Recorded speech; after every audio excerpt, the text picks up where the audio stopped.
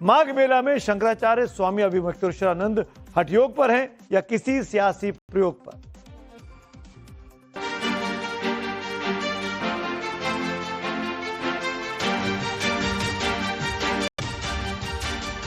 क्या ये स्नान के बहाने सियासी घमासान? माघ मेला में क्या आस्था गुल सियासत फुल?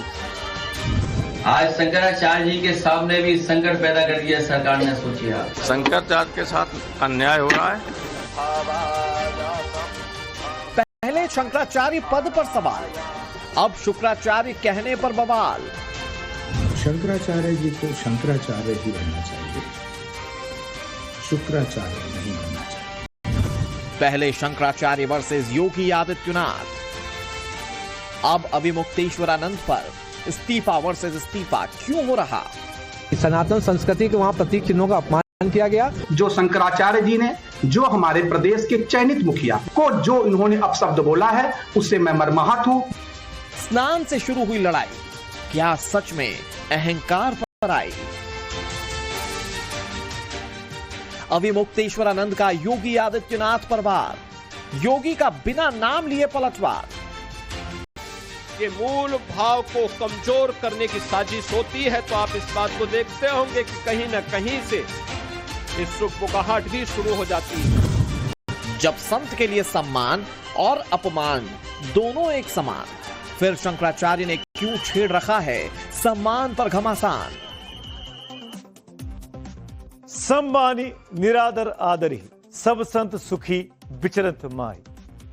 आपको लग रहा होगा कि मैं रामचरितमानस की ये चौपाई क्यों पढ़ने लगा। पहले इसका मतलब समझिए, फिर आप सब समझ जाएंगे। इस चौपाई का अर्थ है जो संत प्रेम और नियम से शुद्ध हृदय के साथ भगवान की सेवा करते हैं, वे आदर और निरादार को एक समान मानकर पृथ्वी पर सुखी होकर विचरते हैं। क्या ये चौपाई स्वामी अभिमुक्तेश्वरानंद को याद नहीं आ रही?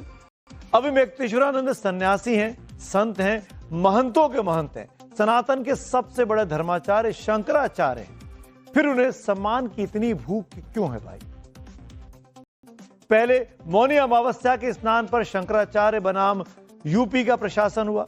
अभिमुक्तेश्वरानंद ने इसके लिए यूपी के मुख्यमंत्री योगी आदित्यनाथ को निशाने पर ले लिया।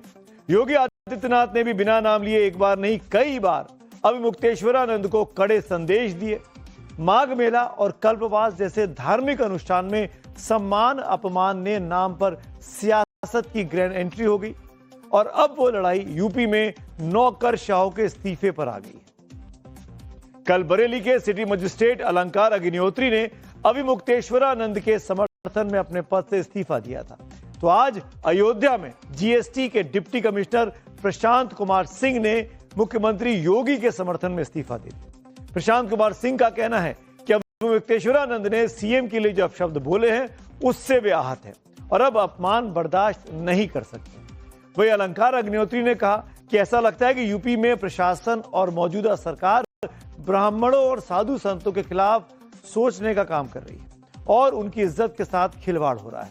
पहले इन दोनों को सुनिए, फिर आगे की बात करते हैं। उनको दिक्कत थी, उनको नोटिस दे सकते थे, मौके पे आपको पीटने की जरूरत नहीं होती है। हम भी प्रशासनिक अधिकारी हैं कि हम सब पे लाठीचार्ज करते हैं? कभी आपने देखा है पिछले यहाँ 1 साल 1.5 साल में कोई लाठीचार्ज हुआ है?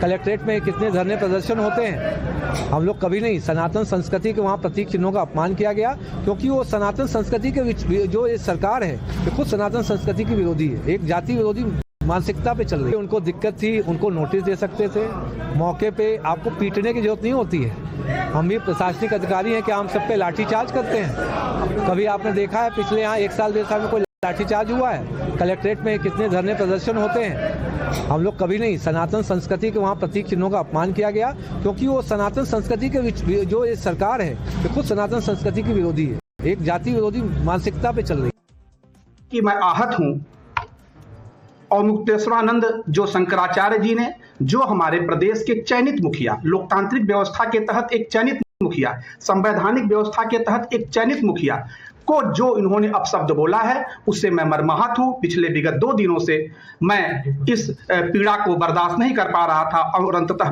मैंने आज निर्णय लिया कि जिस प्रदेश की नमक खाता हूं, जिस प्रदेश की रोटी खाता हूं, जिस प्रदेश के वेतन से मेरा परिवार चलता है, यदि उस प्रदेश के मुखिया को जो संवैधानिक तरीके से चुने गए हैं और असंसदीय शब्दों का प्रयोग किया जाएगा तो निश्चित रूप से मुझे दर्द होगा। और सत्ता के समर्थन में इस्तीफा शायद पहली बार ऐसा हो रहा है। तो कोई ब्राह्मण के अपमान से हाथ है, तो कोई सीएम के खिलाफ अपशब्दों से बर्बाद है, और सत्ता पक्ष से लेकर विपक्ष तक के नेता अब अधिकारियों में हुए इस दो फाड़ पर सवाल दाग रहे हैं। देखिए,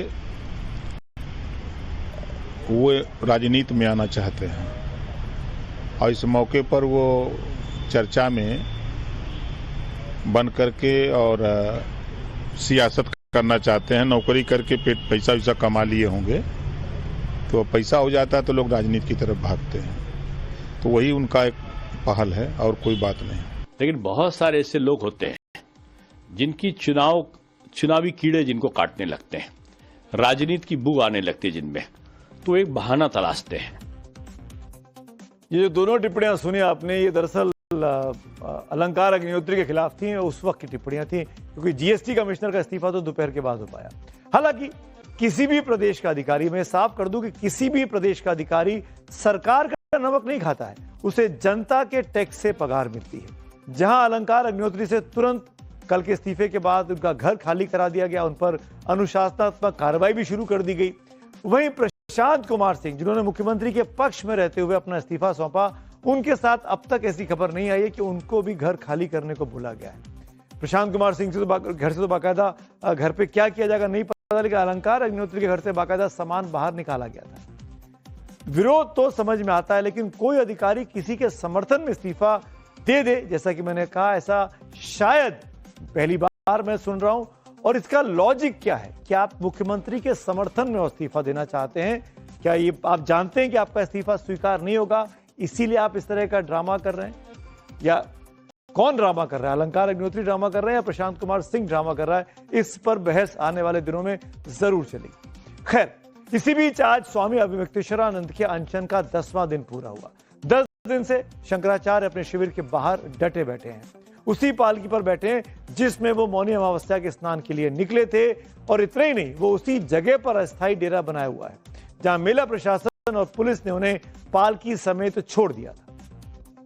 आज उसी जगह पर गुजरात के पूर्व मुख्यमंत्री शंकर सिंह वाघेला पहुंचे, शंकराचार्य को अपना समर्थन दिया। यूपी सरकार और अभिमुक्तेश्वरानंद के बीच चल रही इस लड़ाई में उमा भारती की भी आज एंट्री हो गई। वो उमा भारती जो बीजेपी की बड़ी नेता कही जाती हैं, उन्होंने शंकराचार्य होने का सबूत मांगने पर यूपी सरकार से, यूपी के प्रशासन को सवालों के कटघरे में खड़ा कर दिया। वो चाहती हैं कि दोनों पक्षों में अब सुलह हो जानी चाहिए। वहीं समाजवादी पार्टी के रामगोपाल यादव और आजाद समाज पार्टी के सांसद चंद्रशेखर आजाद जैसे नेताओं ने आज फिर से शंकराचार्य के पक्ष में बयान दिए हैं। शंकराचार्य के साथ अन्याय हो रहा है और उत्तर प्रदेश की सरकार हिंदू धर्म का विरोध करने वाली सरकार है। मैंने बताया कि मेरा शंकराचार्य जी से मतभेद, वैचारिक मतभेद, लेकिन जिस तरह से चोटी पकड़ के सरकार ने वहां जो है छोटे जो हैं ब्रह्मचारियों को पिटवाने का काम किया, तो वो अच्छा नहीं लगा देखने। शंकराचार्य अभिमुक्तेश्वरानंद पर सिर्फ यूपी के अधिकारियों में दो फाड़ नहीं दिख रहा, संत समाज भी शुरू से बटा हुआ नजर आ रहा है। एक तरफ अभिमुक्तेश्वरानंद पर हटियों के बहाने राजनीति करने के आरोप लग रहे हैं, वहीं दूसरी ओर उनके समर्थन में आज संतों ने अनूठी साधना की है। महामंडलेश्वर कंप्यूटर बाबा की अगुवाई में तमाम संतों ने शिविर के सामने धुनी तपाई। धुनी तापकर संतों ने अभिमुक्तेश्वरानंद का समर्थन किया। हालांकि कंप्यूटर बाबा की कांग्रेस के से नजदीकियां छिपी नहीं है। वहीं कई संतों ने अनशन पर बैठे अभिमुक्तेश्वरानंद पर पुष्प वर्षा भी की। श्री कृष्ण जन्मभूमि मंदिर केस के मुख्य याचिकाकर्ता दिनेश फलारी महाराज ने अपने खून से सीएम योगी को पत्र लिखा है। योगी के नाम लिखी चिट्ठी में फलहारी बाबा ने लिखा कि आप हिंदुओं के गौरव हैं, शंकराचार्य जी हिंदुओं के भगवान हैं, पीएम नरेंद्र मोदी भी इनके पैर छूते हैं। आप दोनों सनातनी संतों के जुबानी युद्ध में सपाई और कांग्रेसी फायदा उठाने के लिए बिलबिला रहे हैं। तो वहीं दूसरी ओर संबल में श्री कल्की पीठाधीश्वर आचार्य प्रमोद कृष्णम ने बहुत बड़ा बयान दे दिया। आचार्य प्रमोद कृष्णम का कहना है कि शंकराचार्य को शुक्राचार्य बनाने की साजिश रची जा रही है। तो देखिए, शंकराचार्य जी को हठ छोड़ करके अब अपने मठ में चले जाना चाहिए। वो हठ छोड़ें, क्योंकि कुछ लोग, कुछ विदेशी ताकतें और कुछ भारत में ऐसी ताकतें हैं जो शंकराचार्य जी के कंधे पे बंदूक रख के और सनातन को टारगेट करना चाहती हैं। तो शंकराचार्य जी को शंकराचार्य ही रहना चाहिए, शुक्राचार्य नहीं बनना चाहिए। शुक्राचार्य कौन थे ये तो जानते ही होंगे आप, जिन्हें नहीं पता वो भी जान लें। शुक्राचार्य राक्षसों के गुरु माने जाते हैं। वहीं दूसरी ओर शंकराचार्य अब यूजीसी के मुद्दे पर भी मुखर हो गए हैं और वो खुलकर समर्थन कर रहे हैं अग्निहोत्री साहब का।